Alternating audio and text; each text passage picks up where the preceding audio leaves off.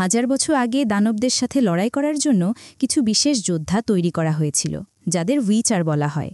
আর এদের কিছু জাদু শক্তিও রয়েছে। তবে এর চেয়েও বেশি তারা খুব দ্রুত, ক্ষিপ্র এবং চরম শক্তিশালী। আর গেরাল্ট হল ঠিক তেমনই একজন উইচার। এই উইচাররা একা একটা গোটা সেনাবাহিনীর সমান। সে একাই শত শত দুষ্টু মানুষ, জাদুকর, জাদুকরী এবং দানবদের যুদ্ধে হারিয়েছে। কিন্তু এখন তাকে আরও শক্তিশালী শত্রুর মোকাবিলা করতে হবে।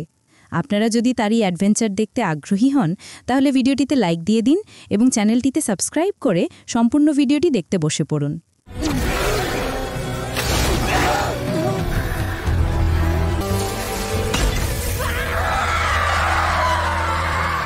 সিরিজের শুরুতে আমরা দেখি গ্যারাল্টের গলায় থাকা রূপোর মেডেলিয়ানটি চাঁদের আলোয় কাঁপছিল। কিংবদন্তিরা সাক্ষী দেয় যে মৃত্যু তার সাথে প্রতি পদক্ষেপে হাঁটে। কিন্তু আমাদের বিচার ছিল নির্ভীক। সে তলোয়ার টেনে সোজাসুজি ওই দানবের দিকে তেড়ে যায়। এই ভয়ঙ্কর দানবটিও গেরাল্টের সামনে দাঁড়াতে পারেনি, আর গেরাল্ট তাকে মৃত্যুর মুখে ঠেলে দেয়। কিন্তু বিপদ তখনও কাটেনি। আরও দানব এসে হাজির হয়। ছোট বড় সবাই মিলে বিচারের ওপর ঝাঁপিয়ে পড়ে। কিন্তু রিচার্ড ছিল আগের মতোই নির্ভীক। তার গতি ও লড়াই করার অদম্য সংকল্পের সামনে এই দানবগুলো দাঁড়াতে পারেনি। এতজনকে মারার পর বিচার একটা সুরক্ষার ঢাল তৈরি করে এবং তার তলোয়ারকে আগুনের মতো গরম করে তোলে। আর এরপর সেটা দিয়েই বাকি দানবদেরকে মেরে উপরে পাঠিয়ে দেয়।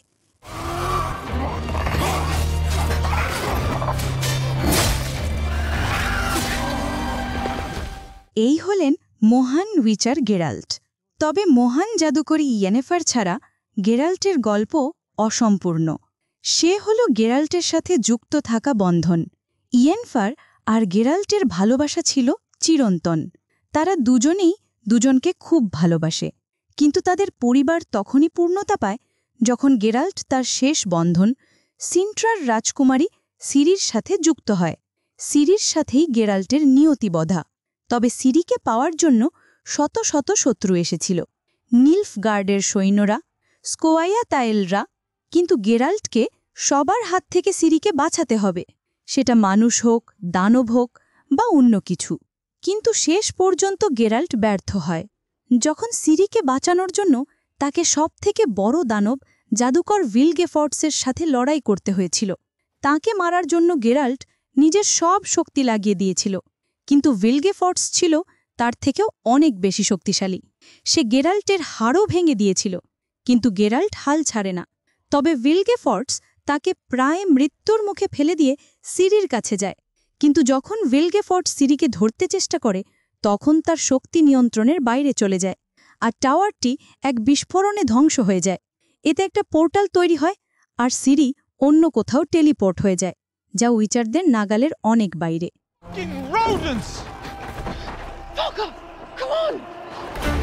এই কারণে ভিলগেফর্টস একটি নকল সিরিকে নিলফগার্ডের রাজা এমহিরের হাতে তুলে দেয়, কারণ এমহির হল সিরির বাবা, আর গোটা মহাদেশ দখল করার জন্য তার সিরিকে প্রয়োজন। শীঘ্রই এই খবর গেরাল্টের কাছেও পৌঁছায় যে সিরি এমহিরের হেফাজতে রয়েছে। এই কারণে সে এমহিরের রাজ্য নিলফগার্ডের দিকে রওনা হয়। কিন্তু সে জানে না যে সেখানে নকল সিরি রয়েছে, আর আসল সিরি তাদের থেকে অনেক দূরে এক চোরের দলে যোগ দিয়েছে। বেঁচে থাকার জন্য লড়াইয়ে সে সবথেকে বেশি দক্ষ, কারণ গেরাল্ট নিজেই তাকে প্রশিক্ষণ দিয়েছিল। এই কারণে এই লোকেরা তাকে তাদের দলে থাকতে দেয়। তবে সিরিকে যে কোনো মূল্যে গেরাল্টকে খুঁজে বের করতেই হবে। এদিকে গেরাল্টও তার সন্ধানে নিলফগার্ডের দিকে এগোচ্ছে। কিন্তু পথে সে কিছু নিলফগার্ডের সৈন্যকে মৃত দেখতে পায়। আর ঠিক তখনই কিছু এলফ গেরাল্টকে আক্রমণ করে, কারণ এটা ছিল তাদের পেতে রাখা ফাঁদ। কিন্তু গেরাল্ট দ্রুত তাদের সবাইকে মৃত্যুর মুখে ঠেলে দেয়। আর তাদের মারার পর গেরাল্ট দেখে যে এখানে একটা কফিন রয়েছে, যার ভেতরে কেউ জীবিত আছে। আর যখন গেরাল্ট সেটা খোলে, তখন তার শত্রু কাহির বেরিয়ে আসে। গেরাল্ট তাকে বলে, তোকে আমি মারব, নিলফগার্ডের চাটুপা আর তোর সম্রাটকেও। তখন মিলভা এসে বলে যে আরও সৈন্য আসছে। গেরাল্ট তাকে বলে, নৌকায় সিরি তোকে ক্ষমা করেছিল, তাই আমিও তোর প্রাণ ভিক্ষা দিলাম। যদি আর কখনো তোকে দেখি, তবে তোকে মেরেই ফেলব। আর এরপর গেরাল্ট তার জন্য একটা ছুরি রেখে এখান থেকে চলে যায়, আর কাহিরও তাই করে। কিন্তু এখানে আমরা ইয়েনেফারকে দেখি, আর সেও তার জাদু পোর্টালের সাহায্যে সিরিকে খুঁজছে, কারণ বাতাস তাদের দিক পরিবর্তন করছে। খুব খারাপ কিছু হতে চলেছে, আর এখন তারা পোর্টালও ব্যবহার করতে পারছে না, কারণ ভিলগেফর্জ পোর্টাল বন্ধ করে দিয়েছে। এই কারণে ইয়েনেফার একটা দ্রুতগামী ঘোড়া নিয়ে সিরির সন্ধানে বেরিয়ে পড়ে। আর এখানে নীলফগার্ড রাজ্যে আমরা সম্রাট এমহিরকে দেখি। ঠিক তখনই তার এক সৈনিক তার কাছে এসে বলে, সম্রাট, উইচার আমাদের সব সৈনিকদের মেরে ফেলেছে, আর আমাকে জীবিত ছেড়ে গেছে আপনাকে একটা বার্তা দেওয়ার জন্যে, যে সে আপনাকে মারতে আসছে। এর জবাবে সম্রাট বলেন, সেটা করার দরকার পড়ত না যদি তুমি ওকে ওখানেই মেরে আসতে, কিন্তু তুমি পালিয়ে এখানে চলে এসেছ। এই কারণে এমহির বলে, এই কাপুরুষকে 4 টুকরো করে শুয়ারদের খেতে দাও। নীলফগার্ডের এমন কাপুরুষদের কোনো দরকার নেই। আর এখানে গেরাল্টও নীলফগার্ডের দিকে আসছে, কিন্তু পথে তার সাথে 2 জন বামনের দেখা হয়, যারা বলে, আমরা পূর্ব দিকে যাচ্ছি, তুমি চাইলে কিছু সময়ের জন্য আমাদের সহযাত্রী হতে পারো, আর আমাদের কাছে প্রচুর খাবার আছে। এর জবাবে গেরাল্টের বন্ধু জাস্কিয়ার বলে, তাহলে ঠিক আছে, যত বেশি লোক তত সহজ যাত্রা, আমরা একসাথে যাব। আর এখানে যখন ইয়েনেফার তার সতীর্থ জাদুকরীদের কাছে আসে, তখন বাইরে অনেক লোক তাদের বিরুদ্ধে প্রতিবাদ জানাচ্ছে, আর ইয়ানকে দেখা মাত্রই তারা তাকে মারার কথা বলতে শুরু করে। ঠিক তখনই ইয়েনেফারের বন্ধু সাহায্য করার জন্য বাইরে এলে ভিলগেফর্জের জাদুকরী ফ্রিঙ্গিলা তাদের উপর আক্রমণ করায়, আর এই লোকেরা জোর করে ভেতরে ঢোকার চেষ্টা করে। কিন্তু ঠিক তখনই ইয়েন ভিলগেফর্জের চাটুকার ফ্রিঙ্গিলাকে ধরে ফেলে, এবং যখন ইয়েনেফার তাকে ভেতরে এনে ভিলগেফর্জের পরিকল্পনা ও সিরির ব্যাপারে জিজ্ঞাসা করে, তখন সে বলে, আমাদের সাথে যোগ দাও, না হয় মোড়ো, আমি তোমাকে কিছু বলবো না। কিন্তু ইয়েন বলে, আমি নিজেই তোমার মন থেকে সত্যিটা টেনে বের করব। এইদিকে আমরা সিরিকে দেখি, আর দলের একজন কেইলি তার সাথে ঘনিষ্ঠ হওয়ার চেষ্টা করছে, কিন্তু ঠিক তখনই মিসেল এখানে আসে এবং তাকে তাড়িয়ে দেয়। আর এখানে আমরা দেখি ইয়েন জাদুর সাহায্যে ফ্রিঙ্গিলার মনের ভেতরে ঢুকে গেছে। ইয়েনেফারের সঙ্গী তিসাইয়া বলে যে সে বেশিক্ষণ টিকবে না। ইয়েন বলে, আমি খুব কাছাকাছি চলে এসেছি। কিন্তু ঠিক তখনই ভিলগেফর্জ তার মনকে পরাস্ত করে, কারণ সে আগে থেকেই তার মনে জাদু করে রেখেছিল, আর সে দূর থেকে তিসাইয়াকে মেরে ফেলে, যাতে ইয়েনেফার কিছুই জানতে না পারে।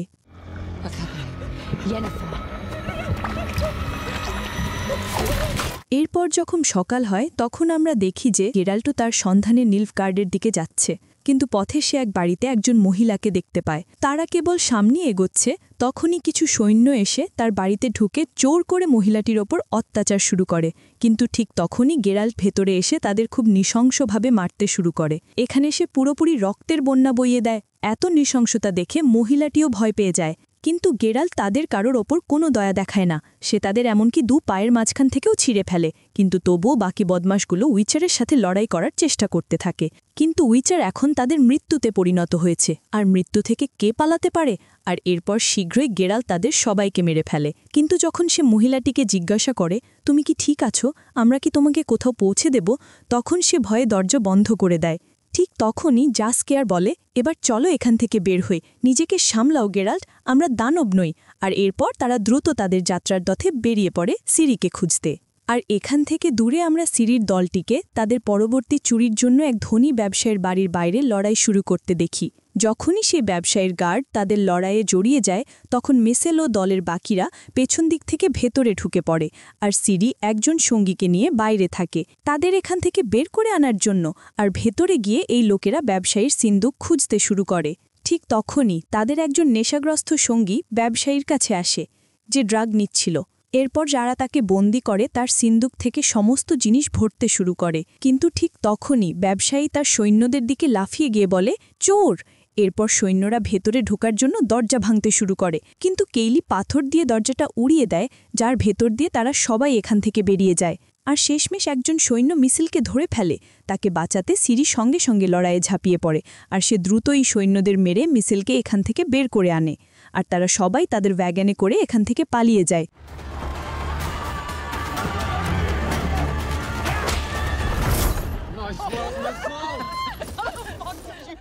আর এখানে আমরা ইয়েনেফারকে দেখি সে তার বিশেষ জাদুকরি ট্রিসের কাছে আসে।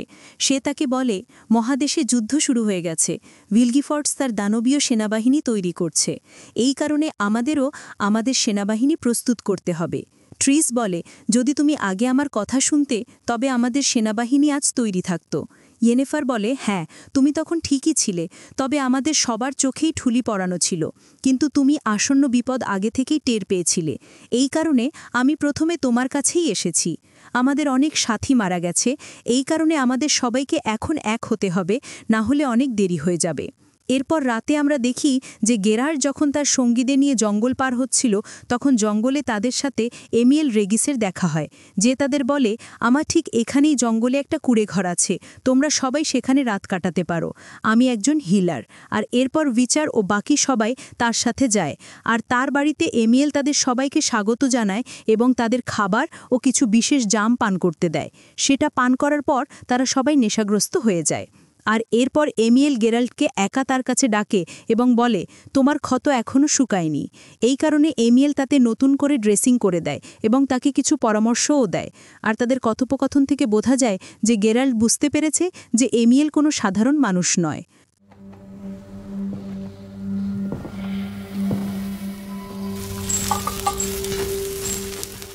আর এখানে আমরা দেখি ইয়েনেফার অন্য এক জাদুকরি যার নাম ফ্রিঙ্গিলা তার কাছে আসে। ইয়েনেফার তাকে বলে আমাদের তোমাকে প্রয়োজন, কিন্তু ফ্রিঙ্গিলা বলে তোমার কি মাথা খারাপ হয়ে গেছে, তোমার মনে নেই আমরা শত্রু?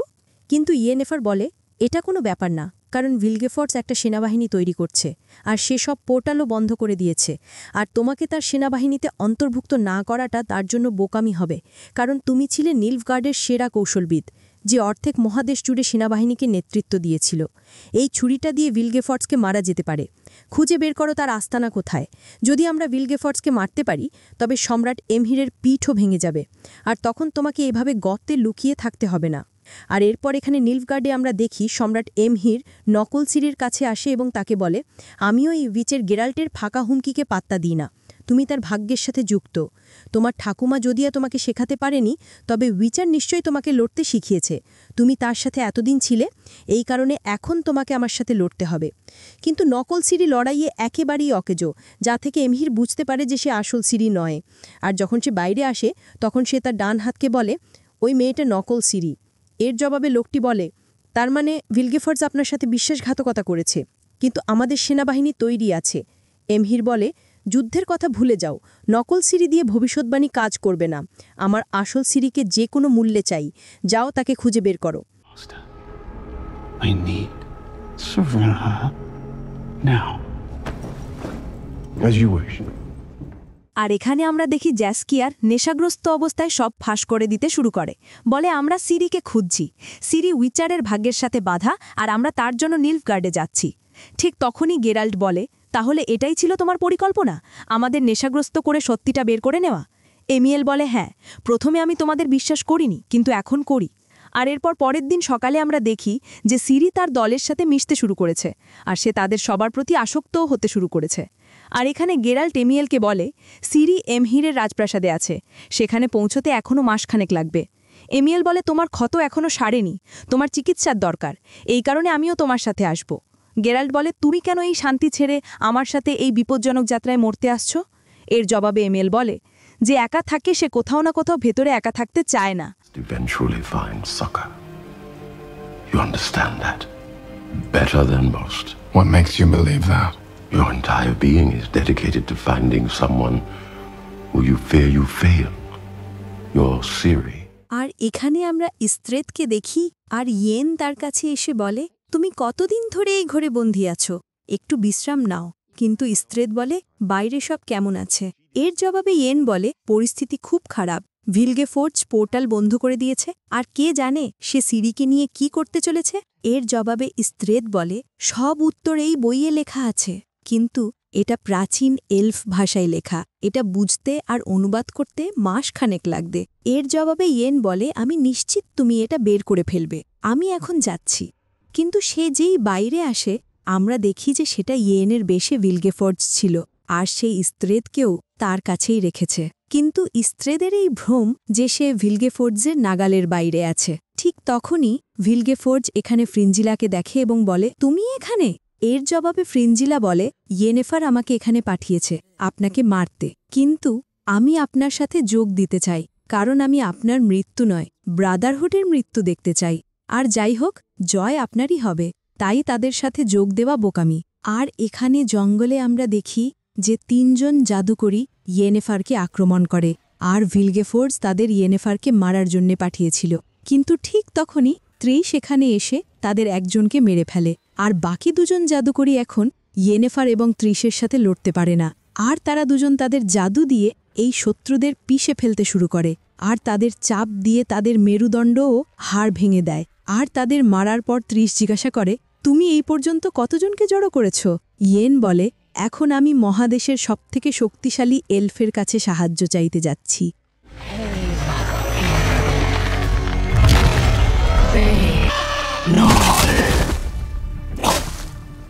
আর এখানে আমরা দেখি গ্যারাল্টের পপ এক খুব বিপজ্জনক কবরখানার দিকে নিয়ে যায়, কিন্তু ভেতরে যাওয়ার আগে গ্যারাল্ট বামনদের সাথে থাকা 2টি বাচ্চাকে বাইরে রেখে প্রথমে ভেতরে পরীক্ষা করার জন্য যায়। আর তারা ভেতরে ঢোকার সাথে সাথেই জাস্কিয়ার একটা কবরের ওপর কিছু লেখা দেখতে পায়। এটা এলফদের ভাষা, আর সে যেই সেটা পড়ে একটা আত্মা তাকে ভেতরে টেনে নেয়। জাস্কিয়ারকে বাঁচানোর জন্য মিলভা আবার সেই লেখা মন্ত্রটা পড়ে, আর আত্মাটা বাইরে বেরিয়ে আসে। গ্যারাল্ট মিলভাকে বলে, আমি এটাকে আটকাচ্ছি, তুমি ভেতরে গিয়ে জাস্কিয়ারকে বাঁচাও। আর সেটা যেই গ্যারাল্টকে আক্রমণ করে, সে তার সাথে লড়তে শুরু করে, কিন্তু গ্যারাল্ট জানে কিভাবে এটাকে শেষ করতে হবে।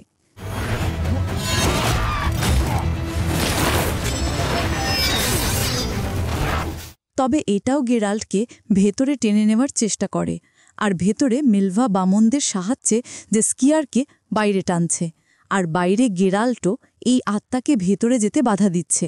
আর শীঘ্রই সে এই আত্মাকে একটা ত্রিভুজাকার ঢালে আটকে দেয় এবং তার হৃৎপিণ্ডটা টেনে বের করে আনে। সেটা ভাঙার সাথে সাথেই আত্মাটাও শেষ হয়ে যায়, আর এই লোকেরা যে স্কিয়ারকে বাঁচিয়ে বাইরে নিয়ে আসে। আর এই কবরখানা পার হওয়ার পর তারা আবার নিলফগার্ডের দিকে রওনা হয়। আর এখানে আমরা দেখি ইয়েনেফার শীঘ্রই মহাদেশের সবথেকে শক্তিশালী ফ্রান্সিস্কার কাছে আসে, যে এলফদের রানী। ইয়েনেফার তাকে বলে, তুমি আর নিলফগার্ডের সাথে নেই, যে যুদ্ধ থেকে তুমি পালানোর চেষ্টা করছো তা থামেনি। ভিলগেফার্জ আমাদের সবার পেছনে লেগেছে। কিন্তু ফ্রান্সিস্কা বলে, তুমি কত লোককে এই বক্তৃতা দিয়েছ, মনে হচ্ছে মুখস্থ করে ফেলেছ। আমি জানি তুমি ভিলগেফার্জের জন্য এখানে আসনি। ইয়েনেফার বলে, সিরি কতটা গুরুত্বপূর্ণ তা তুমি খুব ভালো জানো। আমার মন বলছে ভিলগেফার্জ সিরির জন্যই এই সব করছে। সে তার সেনাবাহিনী তৈরি করছে, আর আমার মনে হয় সে সিরিকে তাতে ব্যবহার করবে। কিন্তু যদি আমরা ভিলগেফার্জকে মেরে ফেলি তবে সব ঠিক হতে পারে। কিন্তু ফ্রান্সিস্কা বলে, আমি আমার পুরো পরিবারকে হারিয়েছি, আমার এখন আর কোনো আশা বাকি নেই, তাই তুমি এখান থেকে চলে যাও। কিন্তু এরপর ইয়েন পেছন থেকে তাকে মূর্তিতে পরিণত করে এবং তাকে এখান থেকে নিয়ে চলে যায়। আর এখানে আমরা দেখি গেরাল্ট পথে মানুষের একটা জনবসতি খুঁজে পায়, এক ধরনের মেলা। এদিকে সিরি তার দলের সাথে চুরি নিয়ে ব্যস্ত, আর তারা এক সম্ভ্রান্ত ব্যক্তির মেয়ের গাড়ি থামিয়ে তাকে লুট করে। কিন্তু সেই সম্ভ্রান্ত ব্যক্তির মেয়ে সিরিকে খোঁচা দিয়ে বলতে শুরু করে, যখন আমার বাবা জানতে পারবে যে তুমি তোমার এই নোংরা হাত দিয়ে আমাকে স্পর্শ করেছ, তখন সে তোমাদের সবার হাত কেটে ফেলবে রাজকুমারী। এই কারণে সিরি রেগে যায়, আর সে সেই সম্ভ্রান্ত ব্যক্তির মেয়ের চুল কেটে দেয়, বলে, যাও তোমার বাবাকে গিয়ে বলো যা খুশি করতে। আর এখানে আমরা ভিলগেফোর্জকে দেখি, আর এখন ফ্রিঙ্গিলা জানতে পারে যে সে একটা মনোলিথের সাহায্যে পোর্টাল বন্ধ করে দিয়েছে, আর সে সেগুলো থেকে এক অন্য ধরনের পোর্টাল তৈরি করতে ব্যস্ত।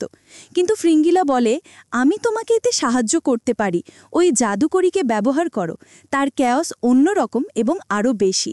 ভিলগেফোর্জ তাকে ডাকে, আর সে তার জাদু ব্যবহার করার সাথে সাথেই কাজটা হয়ে যায়। আর এখানে আমরা দেখি যে গ্যারাল্ট তার সঙ্গীদের নিয়ে এই মেলায় থেমেছে, আর হয়তো তাদের সাথে আসা মেয়েদের পরিবারকে এখানে খুঁজে পাওয়া যেতে পারে। ঠিক তখনই বিচারের পুরনো বন্ধু ইয়ারপেনের সাথে তাদের এখানে দেখা হয়, আর তারা তাকে দেখে খুব খুশি হয়। কিন্তু শীঘ্রই মেয়েটি তার বোনকে দেখতে পায়, আর সে সেখানে পৌঁছালে একজন পুরোহিত তাকে ডাইনি প্রমাণ করে জ্যান্ত পড়িয়ে মারতে উদ্যত হয়। আর যখন শিশুটি বলে আমার বোন ডাইনি নয়, তখন পুরোহিত বলে সেও তার বোনের মতোই ডাইনি, তাকেও জ্যান্ত পুড়িয়ে দাও। কিন্তু ঠিক তখনই গ্যারাল্ট হস্তক্ষেপ করে। আর এখানে আমরা দেখি যে কিছু সৈন্য সিরিকে চিনতে পারে, কিন্তু সিরি এক নিমিষে তাদের সবাইকে শেষ করে দেয়। আর এখানে নিলফগার্ডে সম্রাট ভিলগেফোর্টসকে ডেকে পাঠান এবং তাকে বলেন, তুমি একটা নকল সিরিকে আমার হাতে তুলে দিয়ে আমার সাথে বিশ্বাসঘাতকতা করেছ। এর জবাবে ভিলগেফোর্টস বলে, বহু বছর আগে আমি তোমার মধ্যে এমন কিছু দেখেছিলাম যা তুমি নিজের মধ্যেও দেখতে পাওনি। তুমি আজ নিলফগার্ড শাসন করছো কারণ আমি তোমাকে তোমার অধিকারের জন্য লড়তে শিখিয়েছি। এরপর এমহির জিজ্ঞাসা করে, সে কোথায়? এর জবাবে ভিলগেফোর্টস বলে, সিরি তোমার নাগালের বাইরে, তার শক্তি অতুলনীয়, সে তোমার হতে পারে না, তবে সে নিশ্চিতভাবে আমার হবে। তুমি আমার কারণে শাসন করছো, সুতরাং তোমার উদ্দেশ্য পূরণ করো এবং খুশি থাকো, কিন্তু সিরি আমার, আমি এখন যাচ্ছি, আমার অনেক কাজ আছে। আর এখানে পুরোহিত বলে, উইচার, আমাদের বিষয়ে হস্তক্ষেপ করো না। যদি মেয়েরা ডাইনি না হয় তবে ঈশ্বরের পরীক্ষা পাশ করো। যদি তোমাদের মধ্যে কেউ এই গরম ঘোড়ার নাল নিজের হাত দিয়ে তুলতে পারো তবে মেয়েদের নির্দোষ বলে মানা হবে। কিন্তু ঠিক তখনই এমিয়েল পেছন থেকে সেই গরম ঘোড়ার নালটা নিজের হাতে তুলে নেয় এবং বলে, পরীক্ষা অনুযায়ী মেয়েরা নির্দোষ। তখন পুরোহিত অবাক হয়ে বলে, তোমার হাত দেখাও। কিন্তু এমিয়েলের হাত পুরোপুরি ঠিক আছে। Just imagine I'm also innocent. ঠিক তখনই এখানে রেদানিয়ান সেনাবাহিনী আক্রমণ করে, আর বিশৃঙ্খলার সৃষ্টি হয়, আর আগুন লেগে যায়। কিন্তু গেরাল্ট মেয়েদের মুক্ত করে দেয়। তবে বাইরে অনেক সৈন্য লুটের জন্য নিরপরাধ লোকেদের মারছে। কিন্তু বামুনরা পুরোহিতকে ধরে ফেলে আর তার পেছন দিকে গরম ঘোড়ার নাল ঢুকিয়ে দেয়। এদিকে গেরাল্ট মেয়েদের বলে, এখান থেকে পালাও, আর সে নিজে এই সৈন্যদের সাথে লড়তে শুরু করে। কিন্তু ঠিক তখনই সে দেখে যে একজন সৈন্য এর মাঝেই মেয়েটির গলা কেটে দেয়, আর গেরাল্ট তার কাছে পৌঁছানোর আগেই শিশুটি তার কোলে মারা যায়। আর ঠিক তখনই পেছন থেকে কেউ গেরাল্টের মাথায় আঘাত করে তাকে অজ্ঞান করে দেয়। Our friends are scattered to fates unknown, and we, well... আর যখন উইচারের জ্ঞান ফেরে তখন সে রেদানিয়ানদের হেফাজতে রয়েছে। আর এখানে একজন উপদেষ্টা রেদানিয়ার রাজাকে বলে, আমাদের আক্রমণ করা উচিত, এটাই সঠিক সময়। উত্তরের এখন মরিয়াভাবে একটা জয় দরকার। কিন্তু রাজা বলেন, আমাকে একটু ভাবতে দাও। এরপরে একজন অফিসার ফিলিপ্পার কাছে এসে তাকে বলে, আপনার শত্রু গেরাল্ট আমাদের হেফাজতে রয়েছে। আর তারা যখন গেরাল্টকে মারতে যাচ্ছিল সেই অফিসার এসে বলে, এটা ডাইকস্টার আদেশ যে গেরাল্টকে অবিলম্বে তার সামনে হাজির করা হোক। আর এখানে আমরা দেখি যে এখন সিরির দলের ওপর পুরস্কার ঘোষণা করা হয়েছে তাদের জীবিত বা মৃত ধরার জন্য। কিন্তু তারা আসলে এতে খুশি হয় যে তাদের মর্যাদা বাড়ছে। সবাই তৈরি হও, আমরা আর দুদিন পর পরের চুরিটা করব। আর এরপর এখানে আমরা দেখি ডাইকস্টার উইচারের কাছে আসে এবং বলে, আজ আমি তোমার সাথে হিসাব চুকানোর সুযোগ পেলাম, তোমার জন্যই আমাকে এই লাঠির সাহায্য নিয়ে চলতে হয়। উইচার, তুমি নিশ্চিতভাবে মরবে, কিন্তু আমার কাজ করার পর, তবে তার আগে আমি তোমাকে অনেক কষ্ট দেব। আর এরপর সে উইচারের বিভিন্ন জায়গায় কেটে তাকে অত্যাচার করতে শুরু করে। এদিকে সিরি এবং মিসেল একটা পাহাড়ের গুহায় আসে, যেখানে সে একটা অদ্ভুত প্রাণী দেখতে পায় যা তাদের আক্রমণ করে। সিরি বলে, এরা আক্রমণ করে না, তবে অন্য কোনো দানব একে ভর করেছে। আর এরপর সিরি দ্রুত তার সাথে লড়তে শুরু করে। শেষমেশ গেরাল্টের দেওয়া প্রশিক্ষণ আজ কাজে লাগছে, কারণ গেরাল্ট তাকে দানবদের সাথে লড়তে শিখিয়েছিল। এই কারণেই সিরি এই দানবদের সাথে বেশ ভালোই লড়ছে। কিন্তু ঠিক তখনই সেই দানবটি তার তলোয়ারও ধরে ফেলে, কিন্তু সিরি সেটা পাথরের মধ্যে আটকে দিয়ে টানতে শুরু করে। সিরি সেই দানবটিকে প্রাণীর মুখ থেকে টেনে বের করে আনে, যেটা এক ধরনের পরজীবী ছিল। গেরাল্টকে অত্যাচার করার পর ডাইকস্টার বলে, তোমার জন্য একটা খবর আছে, নিলফগার্ডের সম্রাট এমহির নিজেই তোমার সিরিকে বিয়ে করতে চলেছে, কিন্তু তুমি কিছুই করতে পারবে না। কাল সকালের মধ্যে তোমাকে মৃত্যুদণ্ড দেয়া হবে। এই কারণে কাল সকাল পর্যন্ত তুমি যত খুশি কাঁদতে পারো, তুমি কিচ্ছু করতে পারবে না। উইচার, তুমি নিশ্চিতভাবে মরবে, এটাই তোমার শেষ।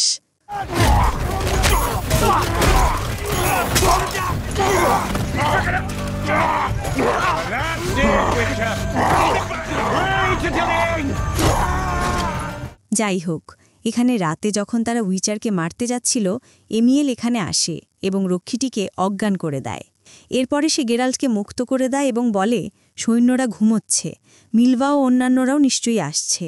তোমার জন্য আমি অনেক কষ্টে এই বিশেষ জিনিসটা তৈরি করেছি। এর আগে তুমি এমন কিছু পান করনি। আমার গোপন কথা রাখার জন্য ধন্যবাদ। এবার এখান থেকে বের হও, সময় নষ্ট করো না। আর এরপর শীঘ্রই উইচার জাস্কিয়ারকে নিয়ে এখান থেকে বের হতে শুরু করে। কিন্তু ঠিক তখনই সৈন্যরা তাদের দেখে ফেলে। কিন্তু ঠিক তখনই মিলভা আর বামনরাও এসে পৌঁছায়। কিন্তু ঠিক তখনই নিলফগার্ডের সেনাবাহিনী রেদানিয়ান ক্যাম্পে আক্রমণ করে। গেরাল্ট ও তার সঙ্গীরা তাদের মাঝে আটকা পড়ে যায়। নিলফগার্ডের সেনাবাহিনী অনেক বড়, কিন্তু রেদানিয়ান সৈন্যরাও তাদের সাথে সাহসের সাথে লড়ে।